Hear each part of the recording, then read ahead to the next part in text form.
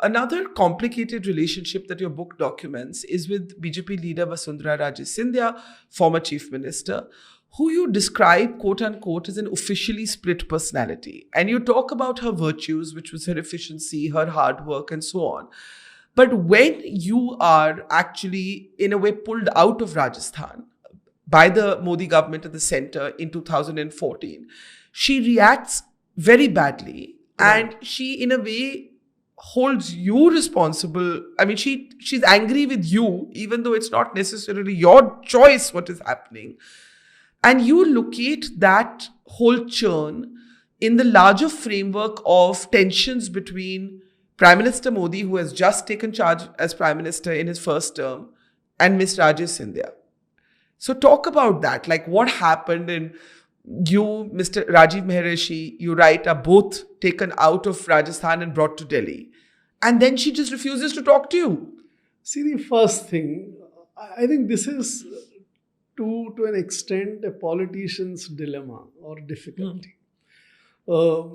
A politician like Vasundhara Raje, who would like to do a lot of reforms, infrastructure, run a government which is seen as efficient, delivering on public aspirations and things like that. That is one goal which they have in their life. I think the other one is, which is what makes the story more complicated, is that they have to win election. They have to keep many people on their side by satisfying their vested interests and things like that. And probably they also have to sort of make a lot of money for financing elections or whatever. Now, that is where I think the politician like Mrs. Vasundhara Raje, she was able to sort of segregate these two. And that is so why you're remarkably, saying, when you say officially split personality, what do you mean? That's exactly what I mean, that there is one area, like we were working in the finance, expenditure, taxes and all that. In that side, it's I can say, I've said this in the book, I would say any day, because later events can't bias me to revise my opinion about what is so good. Sure. Is that it was very, very efficient, completely clean administration, very reformist, forward-looking kind of thing, an ideal kind of an expenditure minister things. That is the one side of the story, right? But the second, most of it which was not with concerning us, something happening in JDA or in the land cases, etc., outside us, where we are not involved in anything of the sort. But there was one area where the finance department was also, I was involved in a way, was the excise issues, the liquor. And that is where I've described those cases where the game in excise, where there was definitely an attempt to sort of make something out of it. And make something out of it means? To collect some money, obviously. That's what I, for her or for her party or for her party fund or whatever. And when I tried to stop that, I was divested of charge first. First, I was told that don't look at this side at all. And then I was divested of the charge. So, the little bit of overlap between the two sides of her was there in the excise.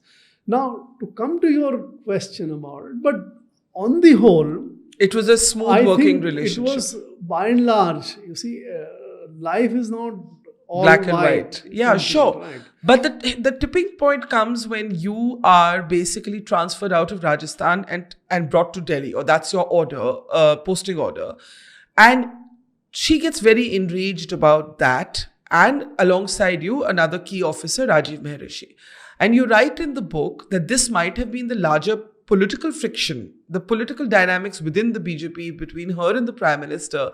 But in a way, you got caught up in that. And after that, she wouldn't meet you, she wouldn't talk to you. So there are two aspects to it. One, her personal reaction to my being posted in the World Bank as executive director. Yeah. Sorry, it wasn't to Delhi. The posting was to World Bank. Correct. And being pulled out where she would rightly think that and Rajiv is with her to deliver her agenda, right? To deliver development in Rajasthan. And if she is being deprived of, so how does she deal with it vis-a-vis me? Sure. Right. And the kind of mind one may have, you start believing, because these are very lucrative positions in the World Bank and all, that maybe I was angling for it, I was working behind her back and things like that. And if your mind works in a bit of a conspiratorial way or suspecting kind of way, then you start believing that, this guy might have been working or without keeping me completely in dark. And that's what... So she felt betrayed. Yeah, so exactly. So she might have felt betrayed, and she would develop instant anger. And there was a bit of a frustration also. I document this, that her first reaction was that she'll not allow me to go to World Bank. She is the chief minister, the state can refuse, so to say. And she asked the chief secretary to write a letter. The letter was also drafted, but it was not sent because people told her there's no point. The other side is something you can't take on. And the letter was not sent. So it builds more of frustration. And if you can't take on the other guy, you take it on whoever you can. So I became the fall guy. So and she never met you after that? Of course not. So I made a request. I made a request. It's not she. I also have not met. So both of us have not met each other after that. I made a request that I would go. I'm going. And she made it a point not to come to the meeting until I was transferred and relieved. And all that happened as a kind of reaction to her taking umbrage at this kind of thing.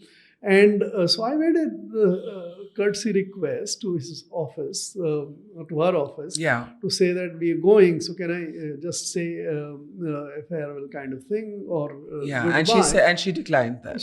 So she didn't. I made one more request. That was also not responded. I said, fair enough. I have done my job. I have made my request. All right, if you don't want to meet, that's fine.